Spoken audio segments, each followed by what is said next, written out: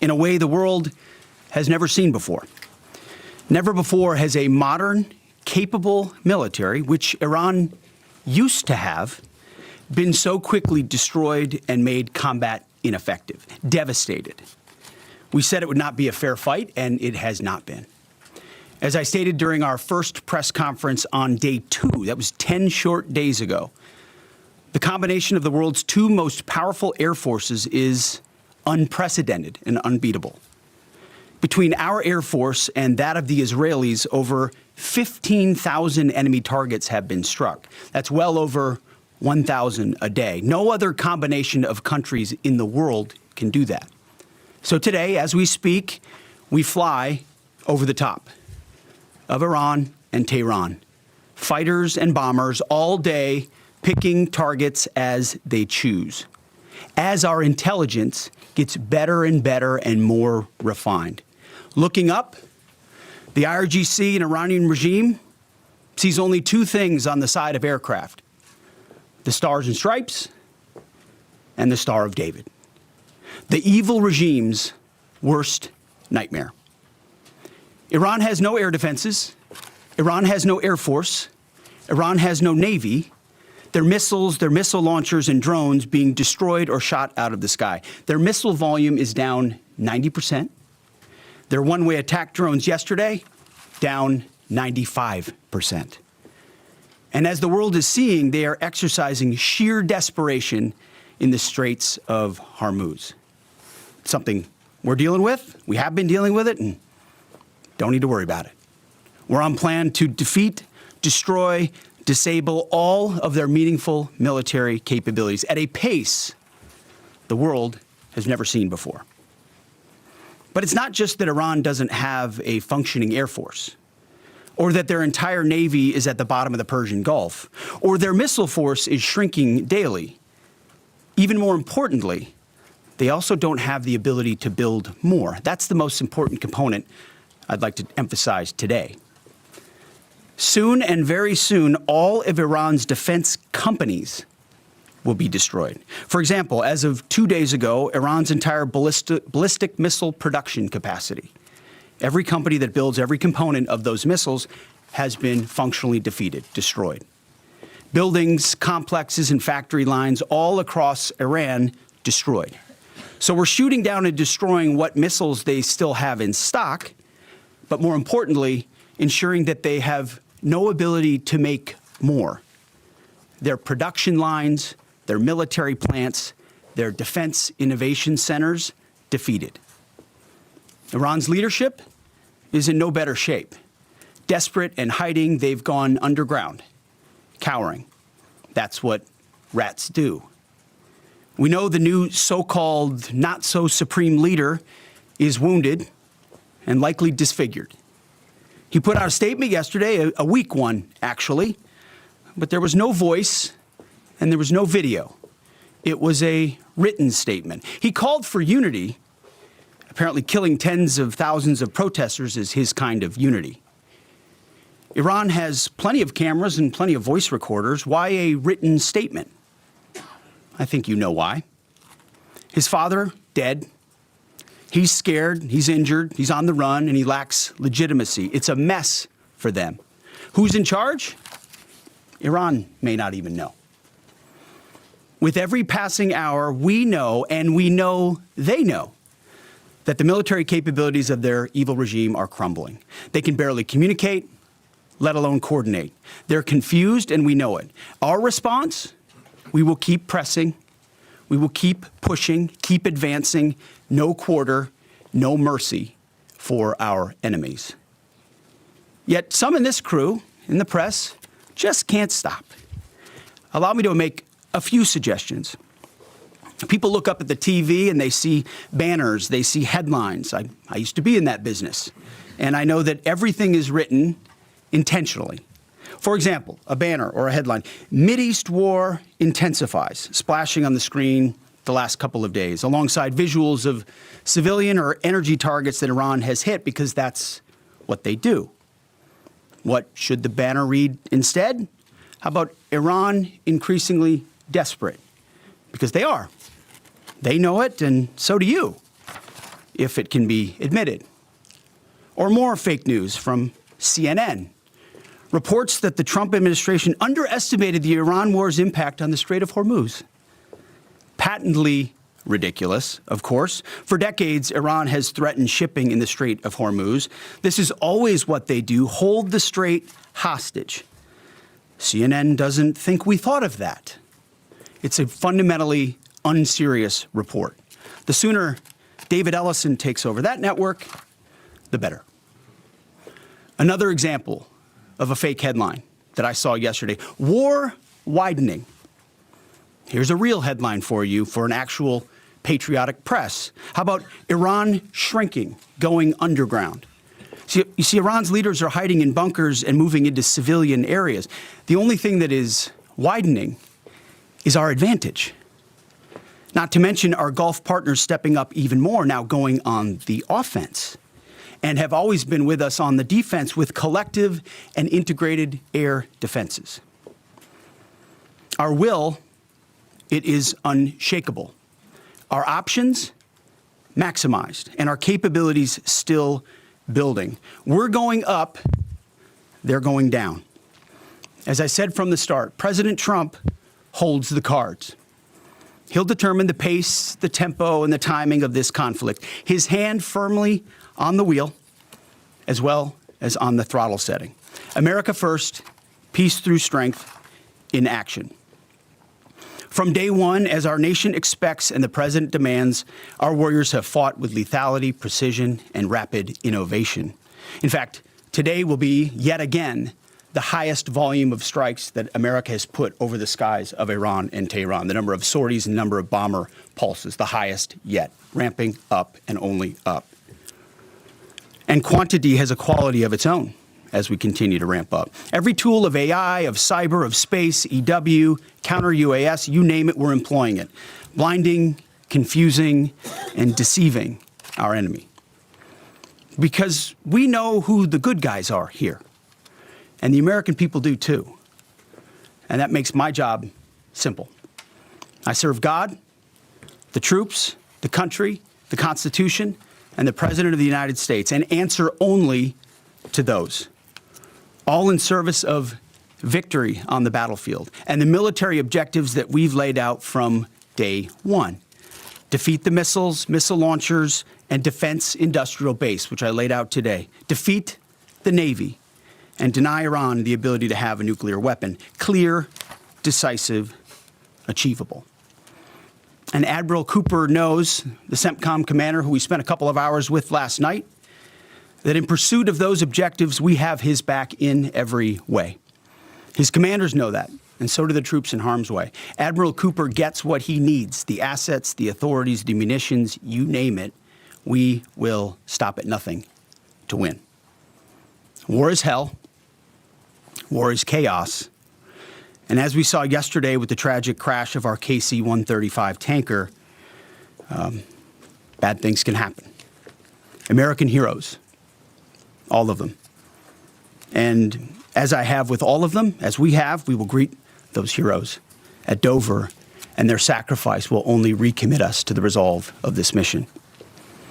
But war in this context and in pursuit of peace is necessary, which is why each day on bended knee we continue to appeal to heaven, to Almighty God's providence, to watch over and give special skill and confidence to our leaders and to our warriors.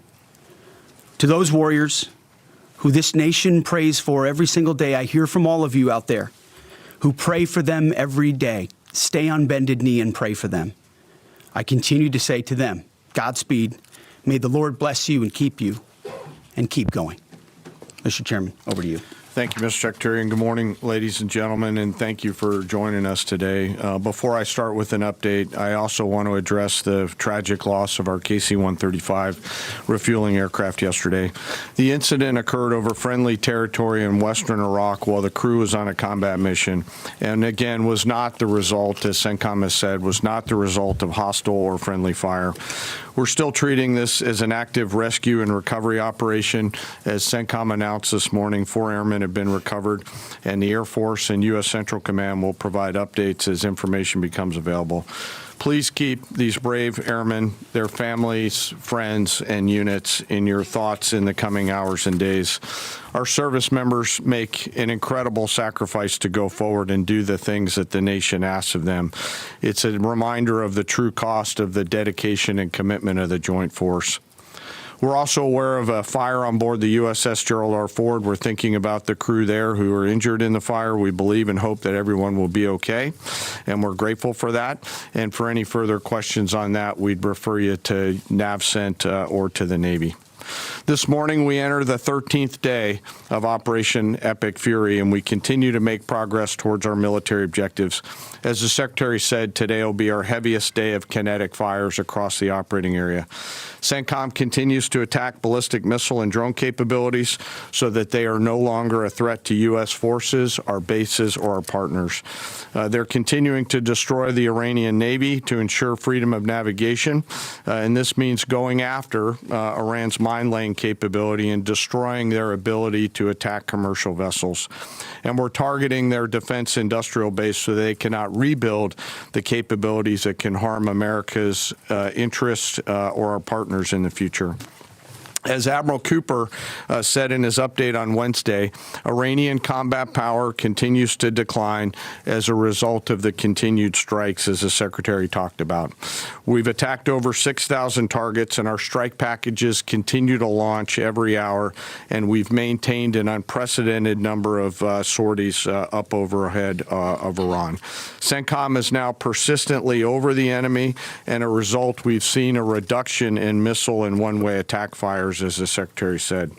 In less than 2 weeks, we've rendered the Iranian Navy combat ineffective and continue to attack naval vessels, including all of their Soleimani-class warships, which were armed with anti-ship missiles and anti-aircraft weapons. We've made progress, but Iran still has the capability to harm friendly forces and commercial shipping, and our work on this effort continues. But I want to make something clear. The only thing preventing commercial traffic and flow through the Straits right now, which there is some through the Straits, is Iran. They are the belligerents here holding the Straits closed, although there is some traffic moving through there. We've made it a priority to target Iran's mine-laying enterprise, their mine layers, the naval bases and depots, in addition to the missiles that could influence the Straits. And CENTCOM continues to attack those efforts. And we continue to make progress on the industrial base to include factories, weapons, warehouses that are stored in, and we will continue to do so in the coming days, especially today. Now, as I often do, I want to share a little bit about our incredible joint force. Today, I'm going to talk about our incredible artillery force comprised of American soldiers and Marines who've been sinking ships, destroying depots, and launching Army tactical missile systems, or ATACMS, precision strike missiles, or PrSMs, and high-mobility rocket systems, or HIMARS.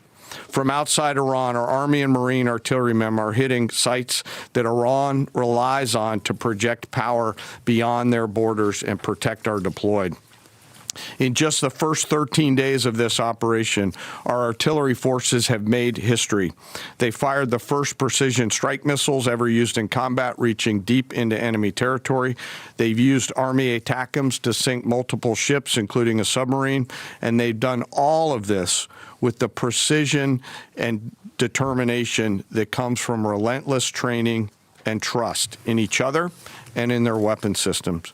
Yesterday, I had the incredible honor and privilege of speaking with some of our young soldiers from the 3rd Battalion, 27th Field Artillery Regiment out of Fort Bragg, North Carolina, the unit and the crew that fired the first precision strike missiles.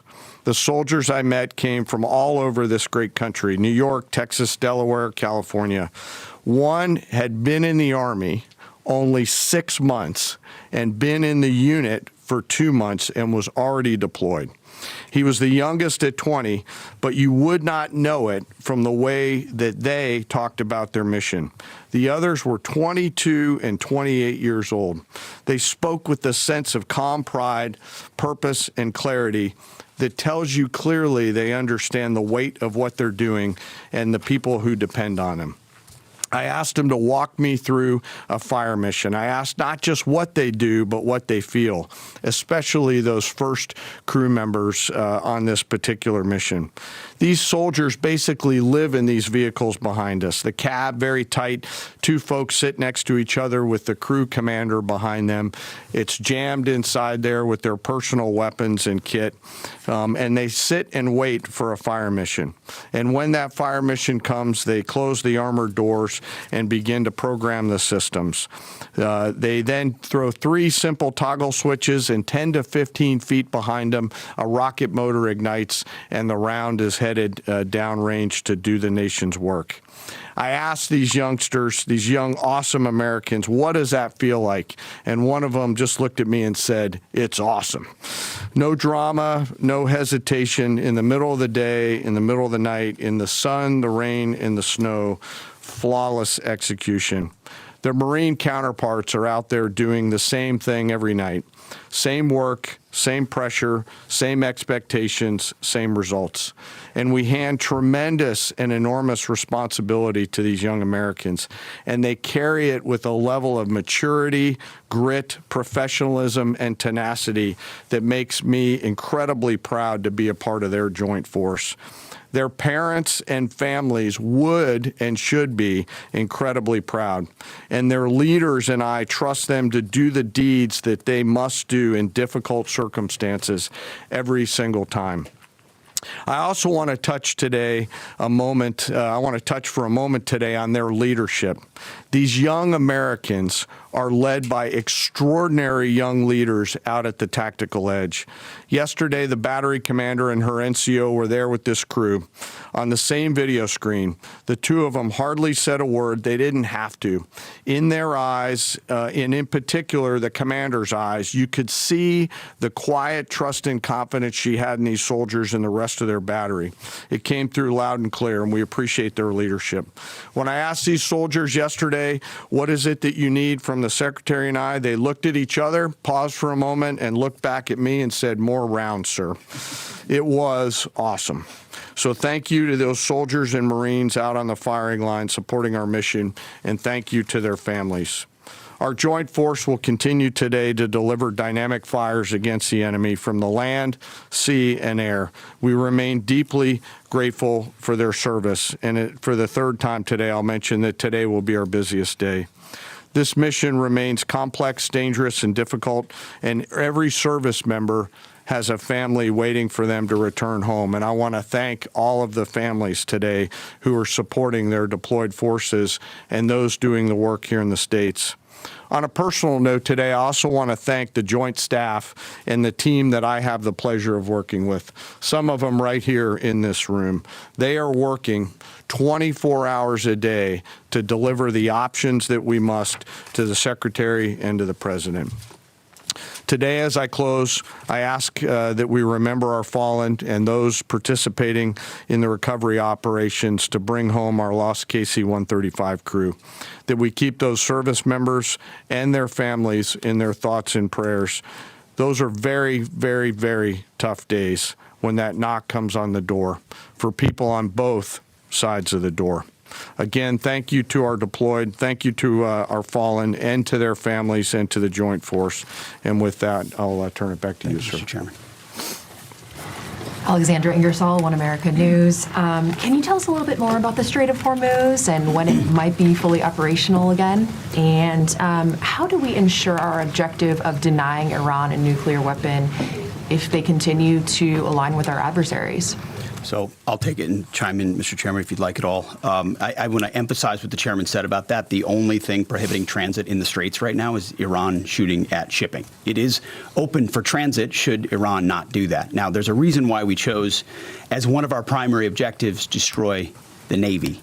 We understood the ability to interdict shipping is something Iran has done for 40 years. It's key terrain. They've used it as leverage. The world is seeing what they'll do to fight back in that context. And so we've heard them talk about taking various measures, and we're planning for all of them. So we have a plan for every option here. We're working with our interagency partners, and that's not a strait we're going to allow to remain contested or with a lack of flow of commercial goods. So we're aware of that.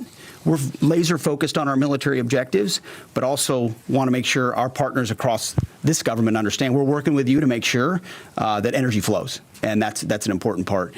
And the second question was on the nuclear capability. As we've said from the beginning, their strategy shifted just from defense of their nuclear facilities to a conventional umbrella of so many missiles that no one would challenge their ability to the opportunity to defeat their nuclear capabilities. And it was growing by the day. So with Iran at its weakest moment, going at that ballistic missile capability creates an opportunity to ensure at any point in time that Iran give up their nuclear capabilities, or if need be, you prevent them from doing it, as the president has done once already with Operation Midnight Hammer, obliterating those capabilities. So the conventional side is a huge part at getting at denying nuclear capabilities, if you have anything you want to add.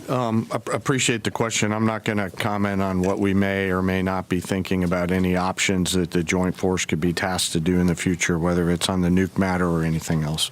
Thank you. But we have options. Of the mines that are in the Strait of Hormuz and our ability to, obliterate them? We retain a range of options to solve a whole variety of problems, and that is one set of options that we have, that we hold on to. So, absolutely. Thank you. Thank you, Secretary Hegseth. Mary Margaret with Daily Wire. Thank you both for the update. ABC News has updated its story from yesterday, clarifying that the FBI report on Iran possibly striking California was unverified. I just want to ask you, what impact did that original reporting have on the public, and does Iran even have the ability to conduct such a strike? And then just really quickly on another note, what role did Vice President Vance play in counseling the president on this conflict? Can you speak to some of the media reporting suggesting that there is a division there? That reporting on California obviously had no impact on us. Also, we're used to bad reporting. We're used to ill-informed reporting. And so it doesn't change how we operate, but we engage with it to prove that it's not true, as CENTCOM has done so well. Ultimately, I look at the reports on a daily basis of our interagencies all over it. My partners across government are all over, looking for indications and warnings, keeping the American people safe. There's a lot of things Iran has said it can do for a long time, thankfully, including engaging their proxies and getting them involved in the fight, which they haven't been able to do. So we're watching that very closely. And as far as the vice president, he's an incredible leader of this team as well, alongside the president and the Secretary of State. I can't say enough great stuff about this team, how it works together, how it provides options to the president, and the vice president every single day is a key voice in that, an indispensable voice in that, actually. In the middle there, red tie. Yes. Michael Gordon, Wall Street Journal. Iran is thought to have 440 kilograms of highly enriched uranium in at least 2 locations and several thousand kilograms of lower purity material. Can you conclude this mission successfully without physically taking control of that material, or are you counting on diplomatic negotiations to provide some measure of control leading to its removal? You've mentioned missiles, you've mentioned drones, military industry. You haven't stipulated that taking care of that material is a mission priority. We've said from the beginning, deny Iran nuclear weapons as a core mission. We retain options across the spectrum to ensure that they never do. And President Trump has said that. And that's why this mission actually couldn't have been possible without Midnight Hammer.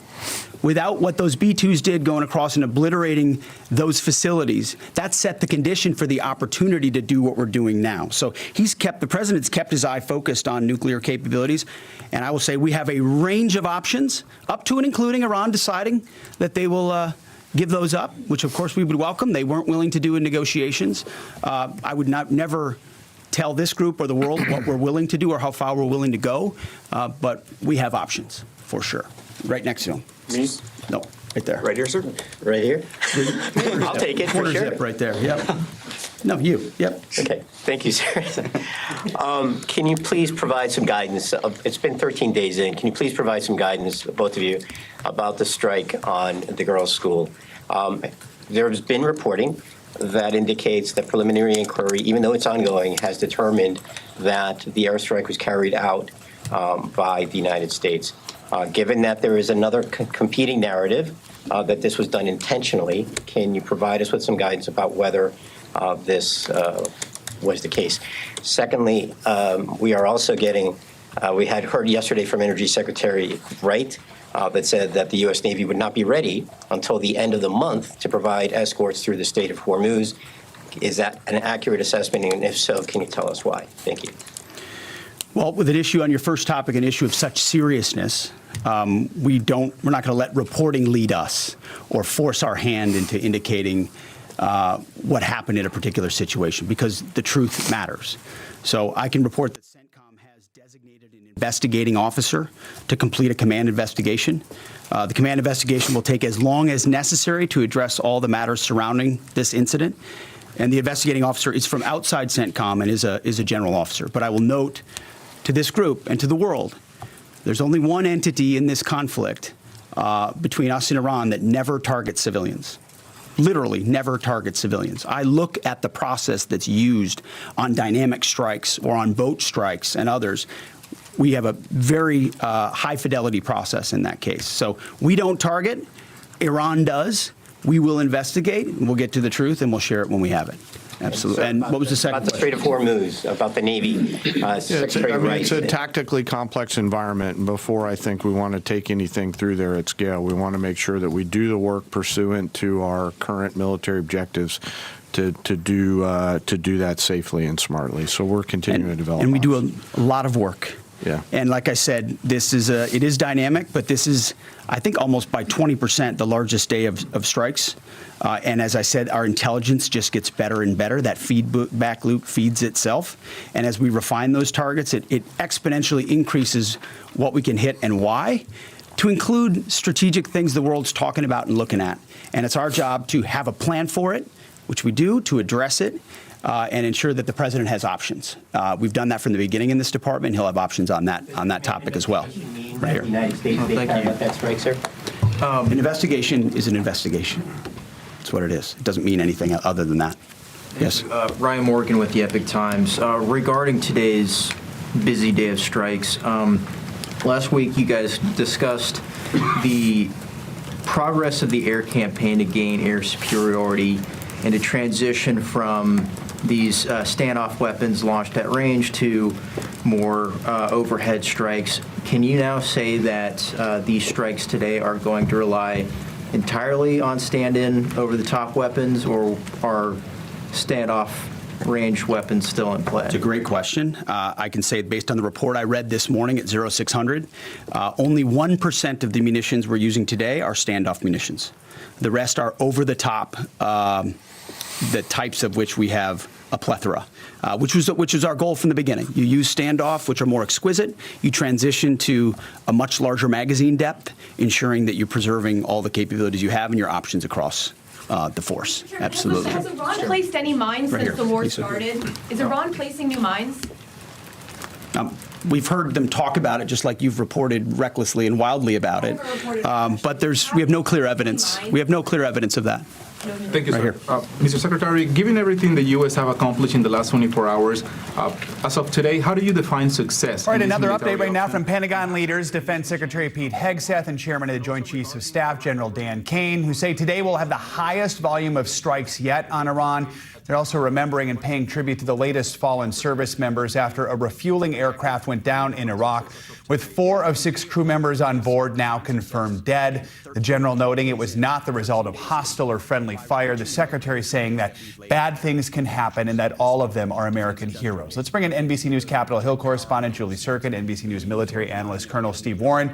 Good morning to both of you. I mean, Julie, I think Secretary Hegseth is going to make headlines with his comments talking about the Strait of Hormuz, which is closed, impacting 1/5 of the world's oil supply. He says it's something we're dealing with and, quote, you don't need to worry about it. Also noteworthy is comments about Iran's supreme leader, who released that statement yesterday but didn't appear on camera. What are the main headlines here this morning?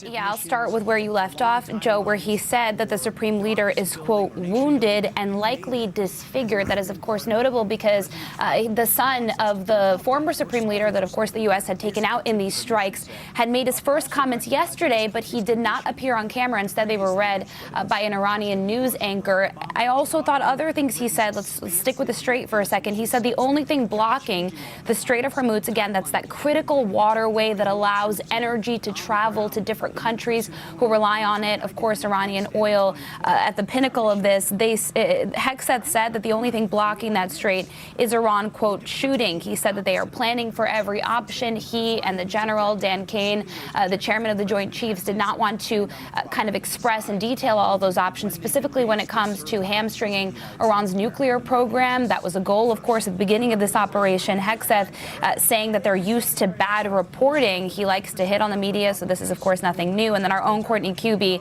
asking a critical question of Hegseth, asking if Iran is placing new mines in that strait. He said there is no clear evidence to suggest that. Also pressed on the strikes that the U.S. Likely were responsible for in targeting that school in Iran. Hegseth saying that there is still somebody investigating that. Colonel Warren, let's bring you in here. What have you heard in the news conference so far? What stands out to you? Right. Several things stand out. Number one, that the chairman of the Joint Chiefs indicated that the Iranian Navy is now combat ineffective. That doesn't mean every ship has been sunk, but it means that they cannot carry out actual missions anymore. They are still a threat. The other thing that the chairman pointed out that I thought was very important is when he talked about the straits as a tactically complex environment. So he definitely let us know that there is still risk there and that we still have to, focus on how to reduce that risk and uncomplicate that tactical situation. Yeah, Colonel, I mean, did we learn much more about what the possible strategy will be there, what the U.S. military could do? Remind us how complicated, how tactically complex it would be to try and accompany these oil carriers out of that region through the strait. There's a lot to do there, right? We have to create air cover so that no missiles can come in or no enemy aircraft or anything from the air can threaten. We have to create surface protection so that no fast boats, speedboats, or mines can impact. And then we also have to worry about other assorted problems such as drones, et cetera. So it's a complicated environment. It needs more work. Colonel Steve Warren, Julie Sirkin, thank you both. And stay with us. Morning News Now. We'll be right back.